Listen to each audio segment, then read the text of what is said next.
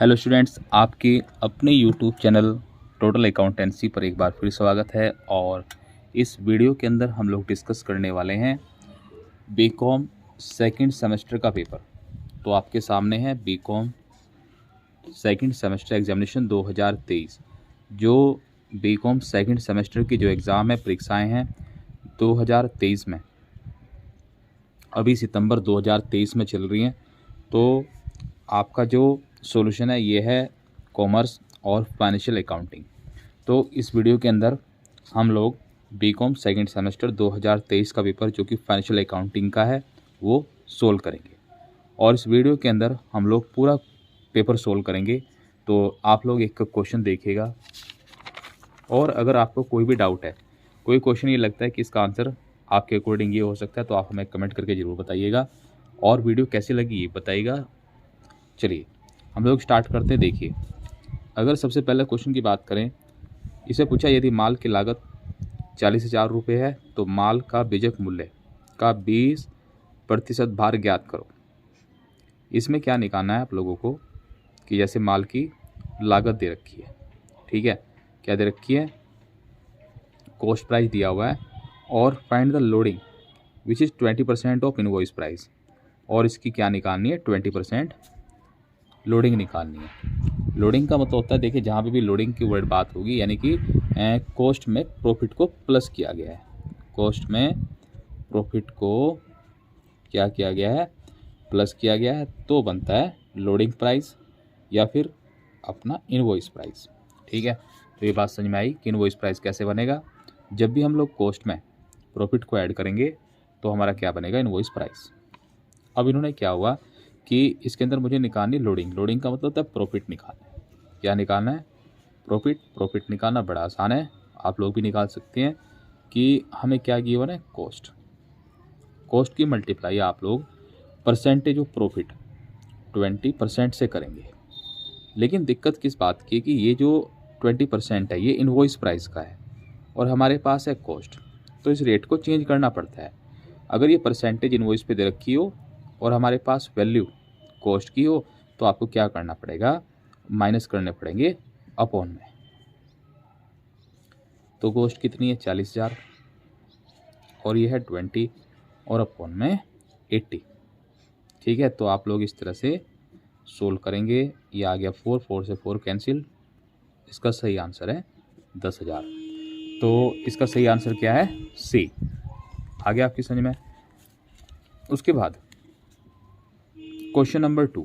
अगर question number 2 की बात करें, देखिए क्वेश्चन नंबर 2 में क्या है, क्लोजिंग स्टॉक। जो क्लोजिंग स्टॉक है, ठीक है, वो कितने का है, 3,60,000 का। सबसे बड़ी बात यह है कि जो क्लोजिंग स्टॉक है ये इनवॉइस प्राइस पे है। किस पे है, इनवॉइस प्राइस पे। तो स्टॉक रिजर्व में किस राशि को स्थानांतरित किया जाएगा। उसके बाद जो लोड है वो इनवॉइस प्राइस का है, 20%। तो इसने बताया कि ये भी इनवॉइस प्राइस है और जो हम लोग प्रॉफिट लेते हैं वो भी इनवॉइस प्राइस पे लेते हैं। तो 36 की मल्टीप्लाई 3,60,000 की मल्टीप्लाई जैसे हम लोग 20 से करते हैं तो इसका आंसर 72 आना चाहिए। स्टॉक रिजर्व कितना आना चाहिए, 72। देखिए 3,60,000 इंटू 20 और अपॉन में 100। यहाँ पे अपॉन में प्लस माइनस करने की जरूरत नहीं है। क्यों, क्योंकि कॉस्ट जो ये है ना अपना, भाई ये भी इनवॉइस प्राइस है और परसेंटेज भी इनवॉइस प्राइस पे है, तो कुछ भी प्लस माइनस नहीं करना, डायरेक्ट डिवाइड करना था। 36 दूनी 72 इसका आंसर होना चाहिए था, जो कि नहीं है। मुझे ऐसा लगता है इस पेपर में इस क्वेश्चन के अंदर क्या हुआ कि इनवॉइस प्राइस नहीं है बल्कि ये कॉस्ट प्राइस होना चाहिए था। ठीक है, क्या होना चाहिए था, कॉस्ट प्राइस। तो मैंने इसे चेंज करके देखा, तब अगर हम इसे चेंज कर दें कॉस्ट प्राइस पे लेके आएँ तो ये अपॉन में क्या होती है, रेट प्लस होती है 3,60,000 का 20 अपॉन में 100 प्लस 20 करके अगर सोल्व करेंगे तो इसका आंसर कितना आएगा, 60,000, जो कि ए है। तो आप लोग मुझे कमेंट करके ज़रूर बताइएगा कि जब आपने क्वेश्चन नंबर 2 को किया तो कैसे किया था और आपका क्या आंसर आया था। अगर हम लोग जो दिया हुआ है उसके अकॉर्डिंग करें तो 72,000 है, जो कि मुझे नहीं दिखाई दे रहा है। आपका क्या है वो भी बताइएगा। फिर मैंने इस इनवॉइस को कॉस्ट प्राइस पे लेके आया मैं। ठीक है, ये जो परसेंटेज है इनवॉइस से कहाँ पे चेंज करिए मैंने, कॉस्ट पे, लागत पे। उसके बाद बात करेंगे क्वेश्चन नंबर 3 की। देखिए क्वेश्चन नंबर 3 में क्या है कि वह जो किसी विशेष विभाग की उचित रूप से आवंटित नहीं किए जा सकते। ठीक है, expensive which can not be reasonably allocated to any particular department are taken in, उसे हम लोग लेके जाएंगे general profit and loss account में।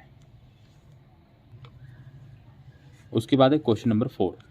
क्वेश्चन नंबर 4 में क्या पूछा हुआ है, sale are basis of apportionment in case of, बिक्री प्रभाजन का आधार है, तो इसका आंसर है सभी।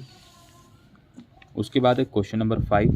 क्वेश्चन नंबर 5 में क्या है, क्वेश्चन नंबर 5 में क्या है कि डिपार्टमेंट्स हैं आर लोकेटेड इन, विभाग स्थित हैं। विभाग कहाँ पर स्थित होते हैं, तो विभाग जो है ना, डिपार्टमेंट एक ही प्लेस पे होते हैं।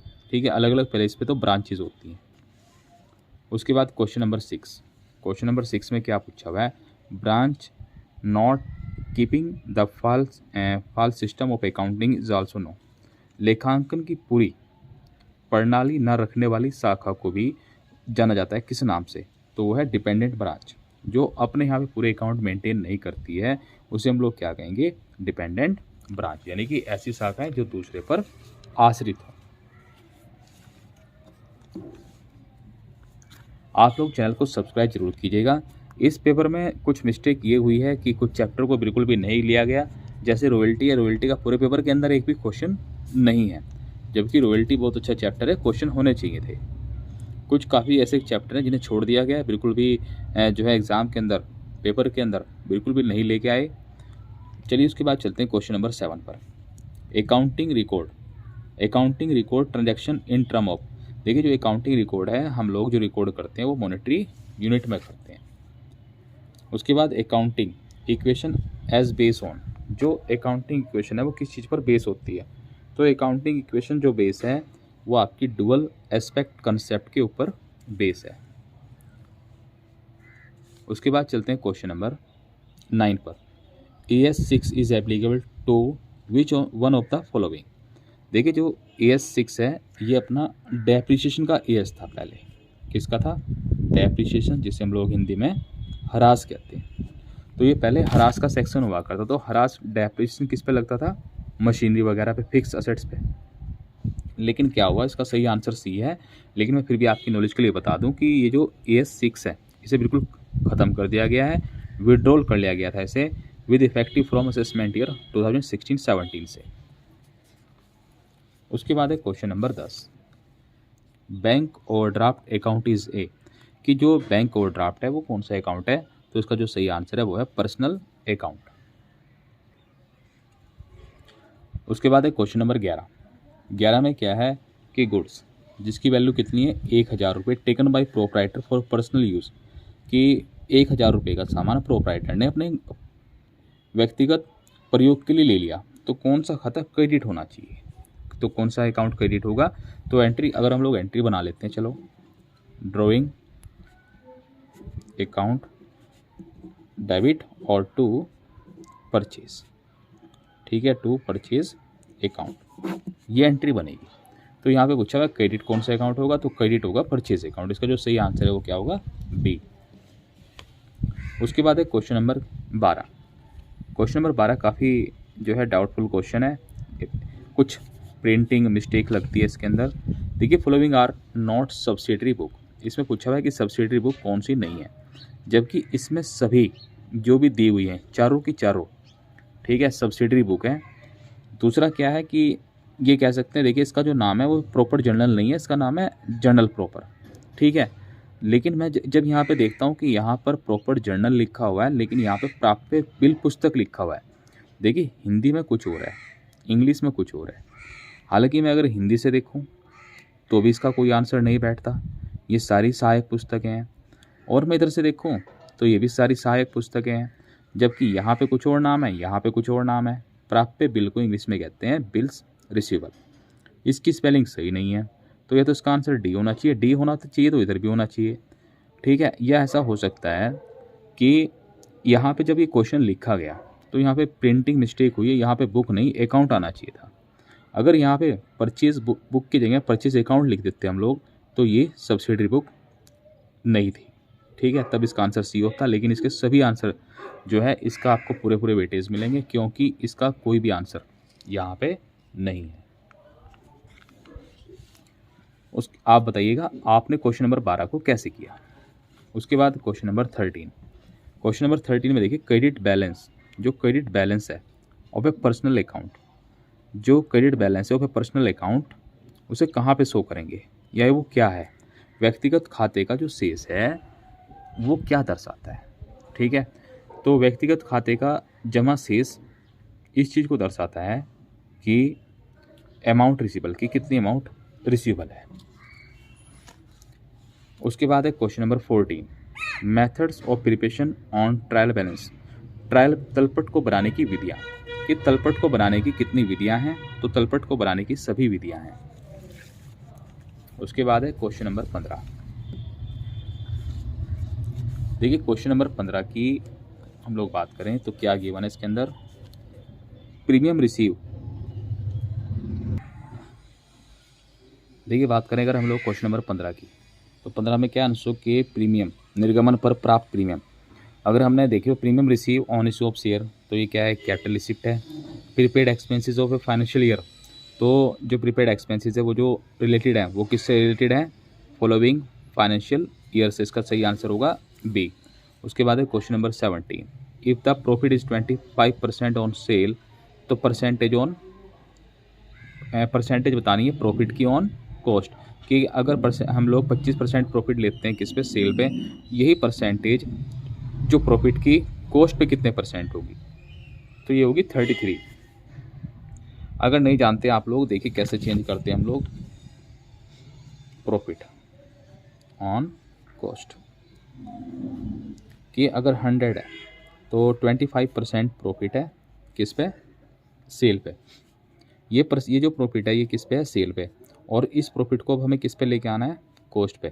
तो अपॉन में आप 100 में से माइनस करिएगा 25, तो ये आ गया 100 इंटू 25 और अपॉन में 75, 3 और 3 से कैंसिल करेंगे 33.33, तो इसका जो राइट आंसर है वो ए होगा।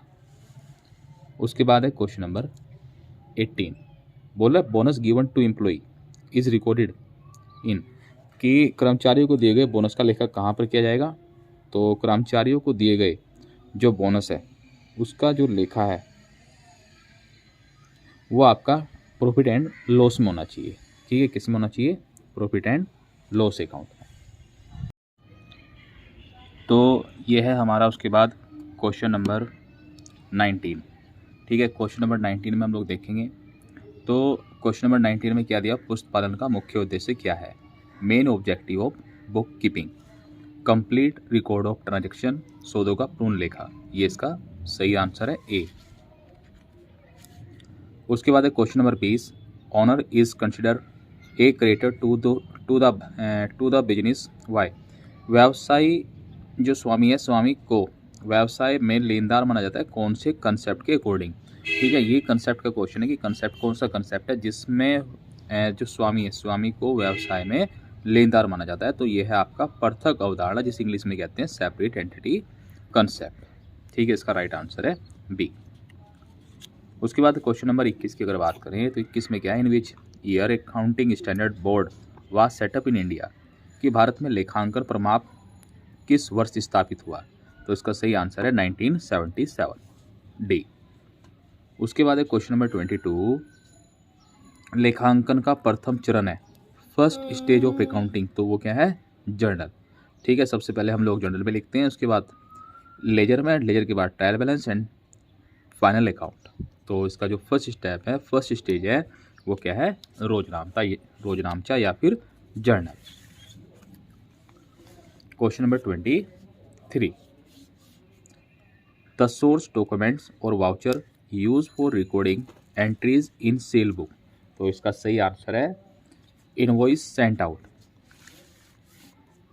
क्वेश्चन का काफ़ी स्टैंडर्ड टफ था, ऐसा नहीं कि बहुत ही ईजी था, पेपर एवरेज से एबव था क्वेश्चन। ठीक है, पेपर काफ़ी एक तरह से हार्ड था, डीपली क्वेश्चन इसके अंदर पूछे गए हैं। क्वेश्चन नंबर 24 में चलते हैं, which of this account is debited, कि कौन सा खाता डेबिट होता है, तो रिजर्व फॉर डाउटफुल डेब्ट्स, ये क्या है, डेबिट अकाउंट है। Trial balance is prepaid on, ये कब बनाया जाता है, तो इसका आंसर है डी, एंड द एंड। ठीक है, या तो हम साल के लास्ट में बनाएंगे, अंत में बनाएंगे, या फिर किसी भी पर्टिकुलर डेट को बनाया जा सकता है। तो उसके दोनों ही आंसर सही हैं। उसके बाद है क्वेश्चन नंबर 26। 26 में क्या पूछा हुआ है, revenue expenses are shown is कि आगम व्यय को दर्शाया जाता है कहाँ पर, trading and profit and loss. तो इसका सही आंसर क्या होगा, D. Question number 27। Question number 27 में क्या है कि sale of scrap of raw material appearing in trial balance are so on the credit side of manufacturing account. इसका सही आंसर है बी। उसके बाद क्वेश्चन नंबर 28, माल की लागत 12,000 रुपये है, विक्रय पर सकल लाभ की दर 20% है। सकल लाभ की गणना कीजिए, calculate gross profit if rate of gross profit is 20% on sale and cost of goods is 12,000। तो इसकी देखिए कैलकुलेशन कैसे निकाल लेंगे, GP gross profit, cost into percentage of profit upon में 100 minus percentage of gross profit. तो 12,000 लेंगे और 12,000 का 20%, 20 अपॉन 100 और माइनस 20। तो क्वेश्चन को सोल्व करेंगे तो कितना आएगा, 3,000। इसका सही आंसर क्या है, बी। उसके बाद चलते हैं क्वेश्चन नंबर 29 में। देखिए 9 में क्या दिया हुआ है कि निम्न समायोजन के पहले मुख्य लाभ है, यानी कि ये एडजस्टमेंट करने से पहले हमारा कितना लाभ है, 1,80,000। अब हमें ये एडजस्टमेंट करनी है। तो एडजस्टमेंट देखिए कैसे करेंगे कि जो भी नेट प्रॉफिट है वो लेंगे और उसमें से जो अदद आउटस्टैंडिंग सैलरी है वो माइनस करेंगे और जो प्रीपेड हमारे इंश्योरेंस है उसे प्लस करेंगे। तो 10 प्लस करने, माइनस करने और 13 प्लस करने, तो इसका राइट आंसर होगा 183,000। ठीक है, right answer is B. And उसके बाद है क्वेश्चन नंबर 30 में देखिए माल की लागत, कॉस्ट ऑफ गुड्स सोल्ड कितनी है, 15 लाख, और जो ग्रोस प्रॉफिट है वो 70% है ऑन सेल। देखिए यहाँ पे फिर से वही क्वेश्चन जो क्वेश्चन नंबर 1 और 2 में था कि कॉस्ट गिवन है और परसेंटेज ऑन सेल है और हमें क्या निकालनी है, अमाउंट ऑफ सेल। तो सबसे पहले ग्रोस प्रॉफिट निकाल लेना आप लोग। ग्रोस प्रॉफिट कैसे निकाल लेंगे, cost into percentage of gross profit upon में 100 minus percentage of gross profit. देखिए उसके बाद क्या है कि जो अपनी कॉस्ट है वो 15 लाख है, इंटू 70 अपॉन में 100 माइनस 70। तो इस तरह से सोल्व करेंगे तो आपका ये आएगा 35। ठीक है, 3,50,000, 3,50,000। उसके बाद आप लोगों को क्या करना है कि सेल निकालने के लिए कॉस्ट में प्लस करेंगे प्रॉफिट को। उसके बाद आप लोग क्या करेंगे, जैसे सेल में ना, सेल निकालने के लिए कॉस्ट प्लस प्रॉफिट। अब कॉस्ट कितनी है, 15 लाख और 3,05,000, 50,000 प्रॉफिट है। तो 3,50,000 को ऐड करेंगे 15 में, तो ये हो जाएगा 18,50,000। इसका सही आंसर है सी। उसके बाद चलते हैं क्वेश्चन नंबर 31 में। क्वेश्चन नंबर जो 31 है, 31 में क्या देखा है, क्रेडिट। क्रेडिट मीन्स क्या होता है, तो इंक्रीज इन लाइबिलिटी। क्रेडिट का मीनिंग्स क्या है, इंक्रीज इन लाइबिलिटी। उसके बाद है क्वेश्चन नंबर 32 में क्या है, hire purchase. Hire purchase act enacted in the year. ये जो हायर परचेज एक्ट है वो कब आया, तो 1972 में आया। उसके बाद higher purchase system, higher purchase price come under section, कि जो हायर परचेज प्राइस है उसकी जो डेफिनेशन है वो किस सेक्शन में दी गई है, तो सेक्शन कौन सा है, 2D। उसके बाद है क्वेश्चन नंबर 34 में क्या है कि नेट हायर परचेज प्राइस, जो नेट हायर परचेज प्राइस है उसमें से देखिए यहाँ पे कि क्या बाहर रखा गया है, तो इसमें सभी कुछ बाहर रखा गया है। इसका सभी आंसर क्या है, इसका सभी आंसर है यानी कि डी।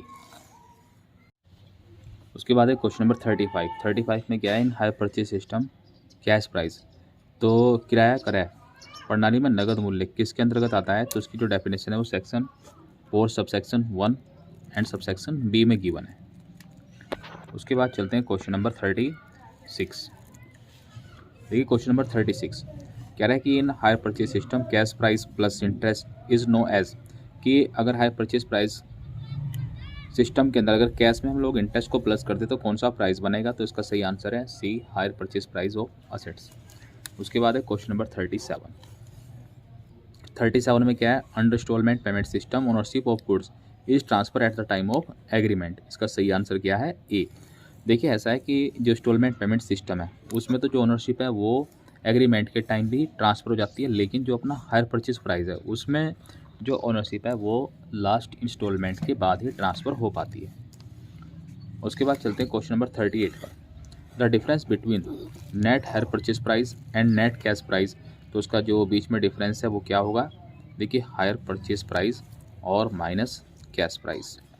तो इन दोनों के बीच में जो डिफरेंस है वो किस चीज़ को लेके है? इंटरेस्ट। ठीक है, इंटरेस्ट, और इंटरेस्ट को हम लोग चार्ज भी कह सकते हैं। उसके बाद चलते हैं क्वेश्चन नंबर 39 में। देखिए क्वेश्चन नंबर 39 में क्या है? Sum payable periodically by the hire under the agreement. तो जो समझौते के तहत किराया दर द्वारा किराया समय समय पर देय राशि कहलाती है क्या? हायर। इसका सही आंसर है। उसके बाद है question number 40। The hire purchase may be terminate the hire purchaser agreement after giving the ownership at least. कितने दिन का नोटिस देने के बाद? इसमें 14 दिन का नोटिस देना पड़ता है। और उसके बाद है हायर परचेज प्राइस। ठीक है, हायर परचेज प्राइस मीन्स क्या है? Total higher purchase price minus हुई। देखिए फॉर्मूला है कि हायर परचेज प्राइस में से माइनस किया गया है किसे? कैश प्राइस को। तो क्या निकल के आएगा? Total interest. यहाँ पे थोड़ी मिस्टेक की गई है, हिंदी में बिल्कुल भी नहीं दिखाया गया कि किराया क्रय मूल्य, और यहाँ पे माइनस लगाना वो लोग भूल गए हैं। ठीक है, बहुत बड़ी मिस्टेक है ये हिंदी वालों के लिए कि हिंदी वालों ने किस तरह से किया होगा, और ये माइनस भी सही तरीके से नहीं दिखाई दे रहा है, लेकिन मैं आपको यहाँ पे लगाता हूँ माइनस। ठीक है, किराया क्रय मूल्य माइनस नगद मूल्य। अगर किराया क्रय मूल्य में से नगद मूल्य को माइनस कर दिया जाए तो क्या निकल के आएगा? Total interest. काफ़ी मिस प्रिंटिंग हुई है इस पेपर के अंदर। देखिए यहाँ पे क्या है? जब क्रेता समझौते पर हस्ताक्षर के समय कुल रोकड़ मूल्य से संपत्ति खाता दिखाता है तो उसका सही आंसर क्या होगा? A equivalent to total cash value. उसके बाद चलते हैं क्वेश्चन नंबर 43। 43 में क्या है कि under installment system the balance of interest suspense account. देखिए यहाँ पे गलत हुआ है, यहाँ पे मिस प्रिंटिंग है, ये प्रॉपर कुछ नहीं है। Interest suspense account is show in the books of buyer. इसमें देखिए यहाँ पे साफ साफ लिखा हुआ है ब्याज उचंत खाता, यानी कि इंटरेस्ट सस्पेंस अकाउंट। तो इसका जो सही आंसर है, वैसे तो मुझे डाउट है लेकिन आप मुझे जरूर बताइएगा, asset side of balance sheet. उसके बाद है क्वेश्चन नंबर 44। 44 में क्या है? किस्त भुगतान पद्धति में ब्याज खाते के शेष को ट्रांसफर किया जाता है कहाँ पे? सस्पेंस अकाउंट में। उसके बाद है क्वेश्चन नंबर 45। किसने कहा किस्त भुगतान पद्धति के अंतर्गत माल क्रय किए जाने में माल क्रेता की संपत्ति उसी समय हो जाती है जब उसको माल सौंपा जाता है। तो ये किसने कहा? तो आप लोग बताइएगा, इसमें मुझे थोड़ा सा डाउट है, मैंने JR बोटली बॉय किया हुआ है इसके अंदर। आप मुझे कमेंट करके बताइएगा क्वेश्चन नंबर 45 का क्या आंसर होना चाहिए। कुछ ऐसे क्वेश्चन है 2-4 जो मुझे भी डाउट है, तो आप लोग कमेंट करके जरूर बताइएगा इनका आंसर क्या हो सकता है। उसके बाद चलते हैं क्वेश्चन नंबर 46। 46 में क्या है? किस्त भुगतान पद्धति में विक्रेता की बही में खाते खोले जाते हैं। Account being open in the books of seller installment payment system. तो ये सभी अकाउंट ओपन की जाते हैं। इसका आंसर है डी, सभी इसके सही आंसर है। उसके बाद चलते हैं 47 में। तो आपके सामने क्वेश्चन नंबर 47, जिसमें आप लोग देख सकते हैं क्या दिया हुआ है? क्रेता की पुस्तकों में किस्त भुगतान पद्धति में आवश्यक खाते खोले जाते हैं। Account being open in the books of buyer. ठीक है, जो बायर है वो कौन कौन से अकाउंट ओपन करता है? Under instalment payment method. तो ये सभी अकाउंट ओपन करता है। उसके बाद जो हायर परचेज एक्ट है वो कब आया था? 1/9/1972। इसका सही आंसर है। उसके बाद है question number 49। The amount paid eight the time of hire purchase agreement. उसे हम लोग क्या कहेंगे? डाउन पेमेंट या फिर सुपुर्दगी पर भुगतान। उसके बाद है depreciation on hire purchase account is claim by hire purchase. Depreciation कौन चार्ज करता है एसेट्स पर? Hire purchaser. तो इसका सही आंसर है बी। उसके बाद चलते देखिए क्वेश्चन नंबर 51। 51 क्या है? Section of right of owner to termination की समाप्ति के लिए स्वामी के अधिकार की धारा कौन सी है? तो यह है धारा 19। उसके बाद है क्वेश्चन नंबर 52। 52 में देखिए क्या है? Hire purchase debtors is also know as installment due. किराया क्रय देनदार को इस नाम से भी जाना जाता है, किस नाम से? इंस्टॉलमेंट ड्यू के नाम से। उसके बाद है क्वेश्चन नंबर 53। 53 में क्या है? In case of installment system total interest is credit by the dealer, तो इंटरेस्ट इन सस्पेंस प्रॉफिट इसका सही आंसर होगा। उसके बाद है क्वेश्चन नंबर 54, कह रहा है कि which account is created installment payment method, कौन सा खाता बनाया जाता है इंस्टॉलमेंट पेमेंट के अंदर, तो इसका सही आंसर है इंटरेस्ट सस्पेंस अकाउंट, बिल्कुल सही आंसर है। उसके बाद है क्वेश्चन नंबर 56 में क्या पूछा हुआ, इन hire purchase system maximum स्टेटरी charge should not be exit 30%, ये 30% इसका सही आंसर है। उसके बाद है क्वेश्चन नंबर 56 में क्या है, किस भुगतान पद्धति अधिक प्रचलित है, गांव और शहरों हर जगह वैसे तो ये प्रचलित है। उसके बाद है ऑन सेंडिंग मनी, शाखा के व्यय के लिए मुख्य कार्यालय द्वारा रुपये भेजने पर मुख्य कार्यालय की पुस्तकों में डेबिट किया जाएगा कौन सा अकाउंट, ब्रांच अकाउंट। उसके बाद under final account method branch account is in the nature of nominal account. उसके बाद है क्वेश्चन नंबर 59 में क्या है, branch account method under debtors method is the nature of, ये भी इसका भी सही आंसर है नॉमिनल अकाउंट। उसके बाद है question number 60, under stock and debtors method the loss on stock is so, कि जो स्टॉक की हानि हुई उसे कहाँ पे दिखाएंगे, तो इसका सही आंसर है स्टॉक अकाउंट, ठीक है, या फिर ब्रांच स्टॉक अकाउंट। उसके बाद है क्वेश्चन नंबर 61, यदि मुख्य कार्यालय शाखा की माल लागत प्लस 20% पर भेजता है तो इसको मुख्य कार्यालय समायोजन करेगा, तो देखिए कैसे करेगा, इसमें बताया गया कि हेड ऑफिस जब गुड भेजता है तो कॉस्ट में 20% प्रॉफिट ऐड करता है, तो इनवॉइस प्राइस में क्या इफेक्ट पड़ेगा 1/6 का। यहाँ पे हमने सॉल्यूशन कर दिया है कि इनवॉइस प्राइस इंटू 20 और अपॉन में 100 + 20। उसके बाद है क्वेश्चन नंबर 62, इसमें क्या दिया हुआ है कि if there are 3 department of a concern rate of gross profit equal, कि तीनों का जो ग्रोस प्रॉफिट है वो इक्वल है और जो तीनों की सेल है वो कितनी होगी 3231, तो उसका जो कॉस्ट प्राइस है of this department will be, देखो भाई जितनी अपनी जो है सेल है उतनी क्या होगी लगभग कॉस्ट होगी, यानी कि प्रॉफिट तो सेम है लेकिन रेट जो सेल है उसी के अकॉर्डिंग क्या होना चाहिए, कॉस्ट भी होनी चाहिए, ठीक है। तो इसका सही आंसर मुझे जो लगता है 231 ही लगता है, ठीक है, ए आंसर है। उसके बाद है क्वेश्चन नंबर 63 में क्या है, formula for find out cash of goods, ठीक है, कि देखिए ये भी गलत थोड़ा सा लगा हुआ है, ये कैश नहीं है, ये है कॉस्ट ऑफ गुड सोल्ड, बहुत काफ़ी जो है मिसप्रिंट हो रखी है, कॉस्ट ऑफ गुड सोल्ड, ठीक है, इसे हिंदी में कहते हैं बेचे हुए माल की लागत, ये कैश नहीं है कॉस्ट है। तो इसका जो कॉस्ट ऑफ गुड सोल्ड जिसे हम लोग कहते हैं COGS, ये जो इसका फॉर्मूला क्या होता है, opening stock plus direct expenses plus purchase और माइनस क्लोजिंग स्टॉक, इसका सही आंसर है बी। उसके बाद क्वेश्चन नंबर 64, देखिए क्वेश्चन नंबर 64 की बात करें तो इसमें क्या दिया हुआ है कि X डिपार्टमेंट ट्रांसफ़र करता है goods to Y department at cost plus 25% out of stock at ₹30,000 remain with Y department, therefore the amount of stock जो रिजर्व है वो कितना होना चाहिए। देखिए मैं एक बार यहाँ पे भी देखते हैं कि X विभाग ने लागत में 25% जोड़कर माल भेजा Y के पास में, इसमें से 30,000 रुपये का माल अभी Y के पास पड़ा हुआ है, तो इसमें से मुझे ना क्या ख़त्म करना है, स्टॉक ख़त्म करना है, स्टॉक रिजर्व।